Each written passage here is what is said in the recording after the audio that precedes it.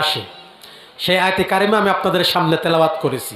এবং একটা জাতিকে মাত্র 4টি অপরাধ করার জন্য ভূমিকম্প দিয়ে ওই এলাকাকে ধ্বংস করে দিয়েছিলেন, মাটির ভিতরে মিশিয়ে দিয়েছিলেন। কেন দিয়েছিলেন সেই বিষয়ের উপরে আমার আলোচনা থাকবে ইনশাআল্লাহ। আমার মুসলমান ভাইরা, আল্লাহ রাব্বুল আলামিন বলছেন, যাহারাল ফাসাদু ফিল বাররি ওয়াল বাহরি বিমা কাসাবাত আইদিন নাস লিয়ুযীকাহুম বা'দাল্লাযী আমিলু লাআল্লাহুম ইয়ারজিউন। চিৎকার দিয়ে বলি আল্লাহু আকবার। আল্লাহ রাব্বুল আলামিন বলেন, জলে স্থলে অর্থাৎ দুনিয়ার জমিনে এবং পানিতে যে অপরাজয় বিপদ বালা মুসিবতগুলা দেখতে পাও, ও মানুষ মনে রেখো আমি আল্লাহ পাক এইগুলা এমনি এমনি দিই না। এগুলা মানুষের 2 হাতের কামাই। কাদের কামাই? মানুষের 2 হাতের কামাই। এই যে ভূমিকম্প দেখতে পান, মাঝে মধ্যে ঝড় আসে, আমাদের দেশের গবেষকরা নাম দেয় ফণী, আমফান, বিভিন্ন নাম দেয়, এবং আমাদের ফসলগুলা নষ্ট হয়ে যাবে এবং ফসলের ভিতরে কোনো রহমত থাকবে না, বরকত থাকবে না, ফলন হবে না। আল্লাহ পাক বলেন এগুলো কেন দেই তোমরা জানো? মানুষ অন্যায় অশ্লীল বেহায়াপনা কাজ পাপাচার কাজ যত বেশি করবে, আমি আল্লাহ পাকের আসমান থেকে এই জমিনের ভিতরে এই আযাব আর গজব দিয়ে বান্দাদেরকে হুঁশিয়ার সংকেত দিয়ে দিই। সম্মানিত ভাইরা আমার, আল্লাহর নবী বলেন এবং কোরআনে কারিমের ভিতরে আল্লাহ পাক আয়াত নাজিল করে দিয়েছেন, এই জমিনের ভিতরে যদি গাছপালা তরু লতা এবং পশু পাখি না থাকতো, আমি আল্লাহ রাব্বুল আলামিন বৃষ্টি দেওয়া একেবারে বন্ধ করে দিতাম। মানুষ যেই পরিমাণ অপরাধ করছে, অশ্লীল বেহায়াপনা কাজ করছে, গান বাজনা শুনতেছে, এই দুনিয়ার ভিতরে যদি গাছপালা তরুলতা এবং পশু পাখিগুলা না থাকতো, আমি আল্লাহ রাব্বুল আলামিন এইগুলা দেওয়া বন্ধ করে দিতাম। এবং কোরআনে কারিমে আল্লাহ পাক জানিয়েছেন, কুল সিরু ফিল আরদি ফানজুরু কাইফা কানা আকিবাতুল লাযিনা মিন ক্বাব।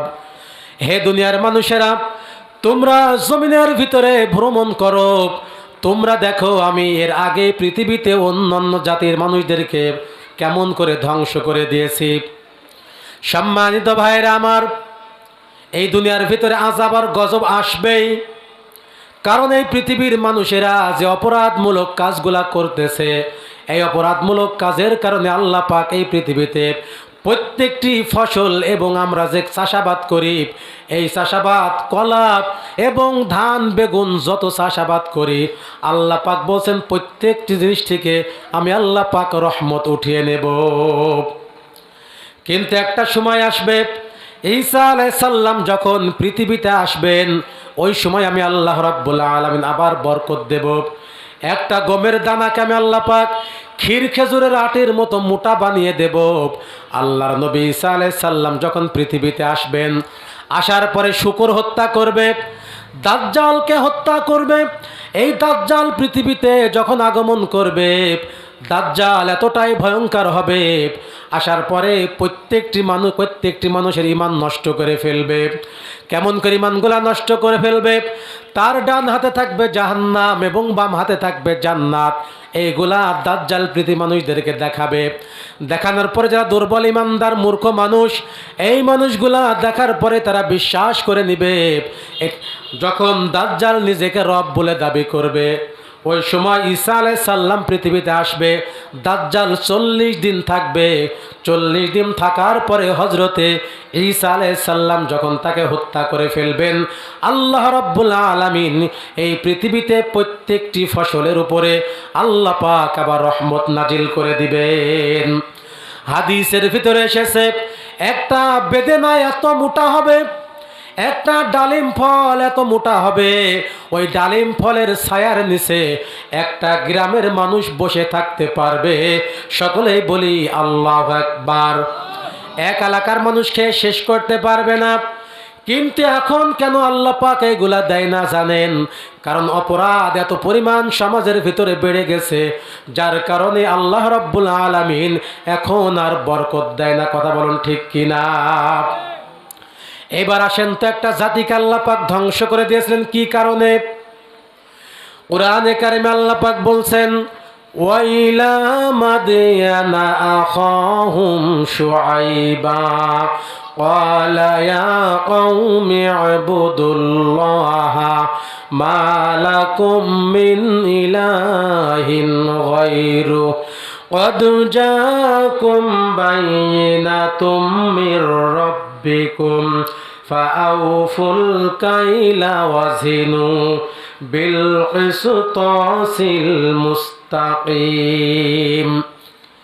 আল্লাহ রাব্বুল আলামিন বলছেন, মাদিয়ানি সম্প্রদায়ের উপরে আমি একজন রাসূল প্রেরণ করেছিলাম, তার নাম ছিল হযরতে শুআইব আলাইহিস সালাম।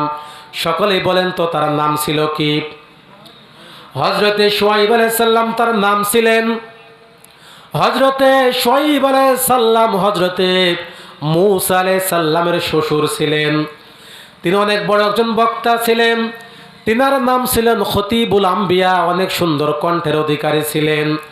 তিনি তিনার জাতিদেরকে ডাক দিয়ে বললেন, হে আমার জাতির লোকেরা, ওয়াইলা মাদিয়ানা আখাহুম শুআইবা ক্বালা ইয়া কওমি ইবুদুল্লাহা মা লাকুম মিন ইলাহিন গায়রু, একমাত্র আল্লাহর ইবাদত করো। সকলেই বলেন তো ইবাদত করা লাগবে কার?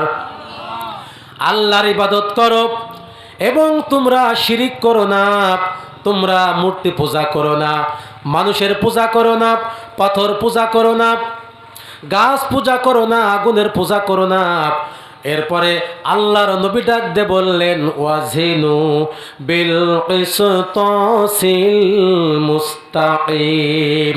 আল্লাহর নবী ডাক দিয়ে বললেন, তোমরা মাপটাকে সঠিক করো, ওজনে কম দেও না। এক নম্বর তারা দুইটি হক নষ্ট করেছিল। এক নম্বর আল্লাহর হক। আল্লাহর হক বলতে আল্লাহর ইবাদত বন্দেগী বাদ দিয়ে মানুষের ইবাদত করত, অর্থাৎ মূর্তি পূজা করত, শিরিক করত। আপনারা বলেন তো আমাদের সমাজে শিরিক আছে না নাই? আল্লাহকে বাদ দিয়ে পীরের দরবারে, পীরের মাজারে যে সিজদা করে, এমনও কিছু পাবলিক আছে না নাই? ওই মানুষগুলা ভালো হওয়ার জন্য ওই জায়গায় যায়, আল্লাহর উপরে ভরসা পায় না, ওই ভণ্ড পীরের উপর ভরসা করে ওই জায়গায় সিজদা করে। আর মা বোনদের ভিতরে প্রবণতা একটু বেশি, স্বামীর খেদমত করে না, কিন্তু পীরের দরবারে ছাগল মুরগি নিয়ে মান্নত করে, এমন নারী আছে না নাই? আমার ভাইয়েরা, এক এলাকাতে আমি ওয়াজ করতেছি। ওয়াজ করার সময় আমি বললাম, আপনারা যারা মারা আছেন স্বামীর খেদমত করবেন। যদি স্বামীর হাতে হাত রাখেন, তাহলে আপনার হাতের যত সগীরা গুনাহ আছে সব আল্লাহ পাক মাফ করে দেবে। সকলে বলি সুবহানাল্লাহ। এবং বললাম, স্বামী বেচারা যখন মাঠ থেকে আসবেন, কর্কশ ভাষায় ঝগড়া বাঁধাবেন না। অনেক মা বোন তো আছে, স্বামী বেচারা যখন মাঠ থেকে আসে, স্বামী যদি বলে, ও গো স্ত্রী এক গ্লাস পানি দাও, অনেক স্ত্রী বলে, তুমি ঢেলে খেতে পারো না, দেখছো না আমি কাজ করছি। এই কথাটুক বলার জন্য জাহান্নামে যাওয়ার জন্য যথেষ্ট হয়ে যাবে। সকলে বলি নাউজুবিল্লাহ। স্বামী বেচারা যদি অন্তরে কষ্ট পায়, আল্লাহ নবী বলছেন ওই নারী জাহান্নামী। সকলে বলি নাউজুবিল্লাহ। আমি বললাম, স্বামীর মাথায় যদি কেউ হাত বুলিয়ে দেয়, ওই স্বামীর মাথায় যতগুলা চুল থাকবে, প্রত্যেকটি চুলের বিনিময় একটি একটি করে আল্লাহ পাক নেকি দান করবে। সকলে বলি সুবহানাল্লাহ।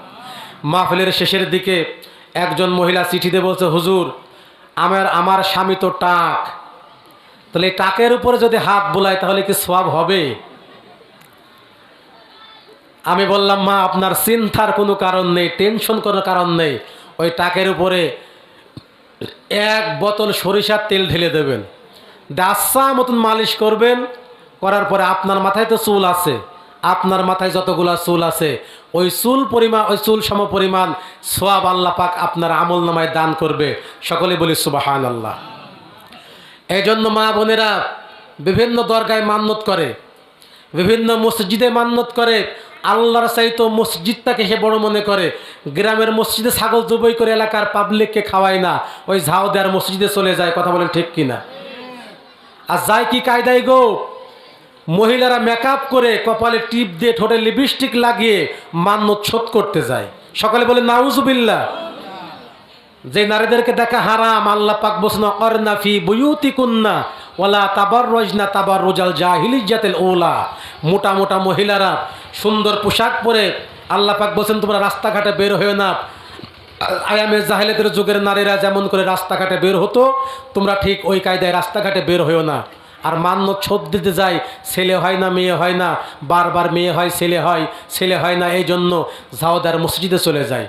আল্লাহ নবী বলছেন, মুসলিম শরীফের হাদিস, এক মসজিদ ছেড়ে অন্য মসজিদে বরকত নেওয়ার জন্য বরকত নেওয়ার উদ্দেশ্যের জন্য যাওয়া জায়েজ নেই। এমনিতে নামাজ পড়তে যাওয়া নিষেধ নাই, আপনি নামাজ পড়তে যান। শুধুমাত্র পৃথিবীতে যে মসজিদগুলোর কথা আল্লাহ পাক বলছেন, কাবা শরীফ, মসজিদে হারাম, মসজিদে আকসা, বাইতুল মুকাদ্দাস, এই মসজিদে গেলে 1 রাকাত নামাজ পড়লে 1000 রাকাতের সওয়াব পাওয়া যায়। সকলে বলি সুবহানাল্লাহ। এছাড়া পৃথিবীর যত মসজিদ আছে একই সমপরিমাণ সওয়াব। নিজের মহল্লার মসজিদ ছেড়ে যদি মনে করেন যে সাতব্রিজে মসজিদে গেলে সওয়াব বেশি হবে, এইটার জন্য যাওয়া জায়েজ নেই। আর আপনার নিজের এলাকার মসজিদ ছেড়ে গরু ছাগল মুরগি নিয়ে চলে যান জাওদার মসজিদে। এই জন্য আমাদের সমাজে শিরিক আছে না নাই? ওই সময়ের জাতির লোকেরা 2টি হক নষ্ট করেছিল। 1 নম্বর হক আল্লাহর হক নষ্ট করেছিল, 2 নম্বর মানুষের হক তারা নষ্ট করেছিল। বলেন তো আমাদের সমাজে মানুষের হক নষ্টকারী কিছু মানুষ আছে না নেই?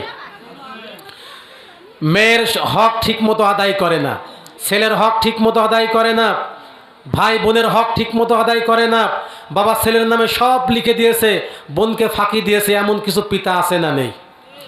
আমার মুসলমান ভাইয়েরা, এমন বাবা যদি কেউ থেকে থাকেন, আপনি কাগজ কলমে লিখে নেন, নামাজ পড়তে পড়তে আপনার সিজদা দিতে দিতে কপালটা কালো করে ফেলেছেন, মেয়েকে ফাঁকি দিয়েছেন, ছেলেকে সব লিখে দিয়েছেন। দুনিয়ার ভিতরে যদি হক ফিরিয়ে না দেন, কিয়ামত পর্যন্ত যদি আল্লাহর কাছে তওবা করেন, আল্লাহ পাক আপনার গুনাহ মাফ করবে না, এবং আল্লাহ পাক আপনার গুনাহ মাফ করবে না, জান্নাতেও দেবে না, আল্লাহ পাক আপনাকে জাহান্নামের খড়ি বানাবে।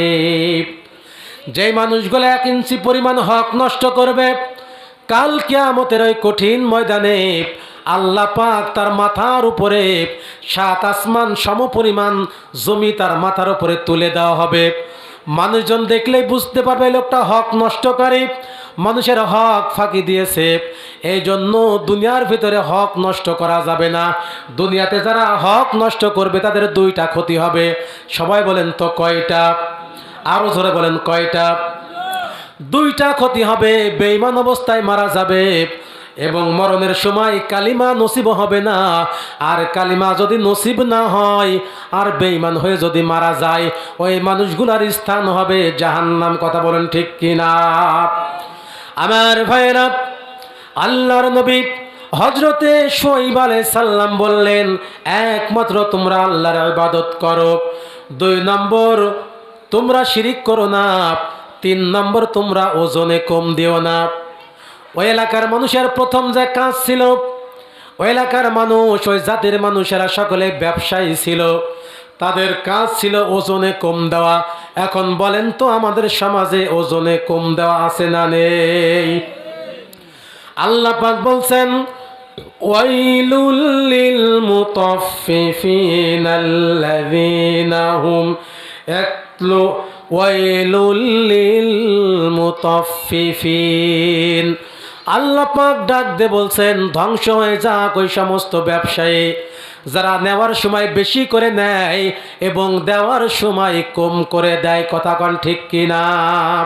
নেওয়ার সময় বেশি নেয়, দেওয়ার সময় কম দেয়, এমন কিছু ব্যবসায়ী আছে না নেই? আমার ভাইয়েরা, ওই জাতির লোকেরা ওজনে কম দিত এবং খাদ্যে ভেজাল দিত, যার কারণে আল্লাহ রাব্বুল আলামিন ওই জাতির উপরে 3টা গজব নাজিল করেছিলেন। সকলে বলেন তো কয়টা? দেখেন তো ওই জাতি আর এই জাতির যে পাপ মিলে যাবে।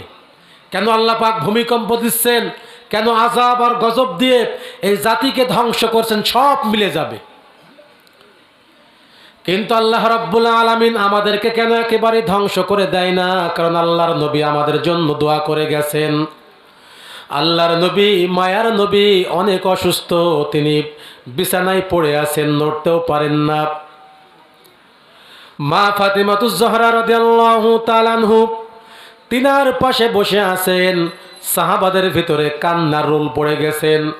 না জানি মুহাম্মদ রাসূলুল্লাহ এই পৃথিবী থেকে কখন বিদায় নিয়ে চলে যায়।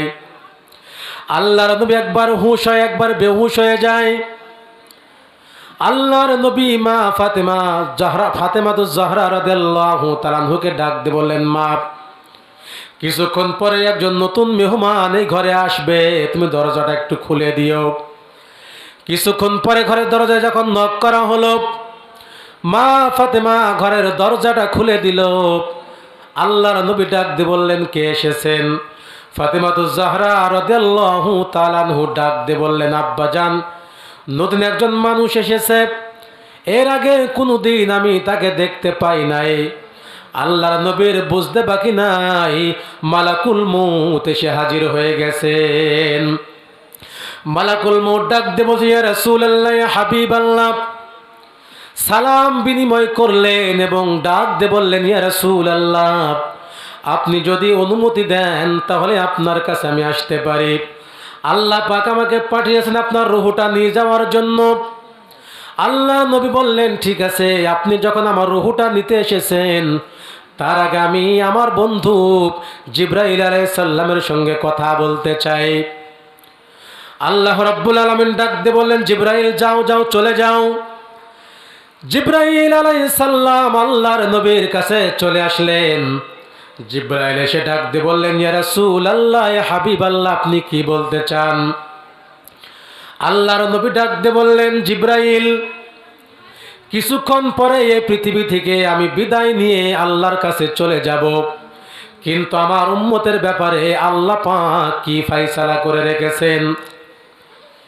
আল্লাহ রাব্বুল আলামিন বললেন, কি ফয়সালা বলো? আল্লাহর নবী ডাক দিয়ে বললেন, জিবরাইল, আল্লাহকে বলে দেন আমি চলে যাওয়ার পরে আমার গুনাহগার উম্মতকে যেন আল্লাহ পাক ধ্বংস না করে দেয়। আল্লাহর নবী আল্লাহ পাক ডাক দিয়ে বললেন, ইয়া রাসূলুল্লাহ, আপনি কোনো চিন্তা করবেন না, টেনশন করবেন না। আপনি যখন পৃথিবীতে থাকবেন না, আপনার গুনাহগার উম্মতের জন্য আমি আল্লাহ পাক জিম্মাদার হয়ে গেলাম। চিৎকার দিয়ে বলি আল্লাহু আকবার। এজন্য আল্লাহ রাব্বুল আলামিন আমাদেরকে ধ্বংস করে দেয় না।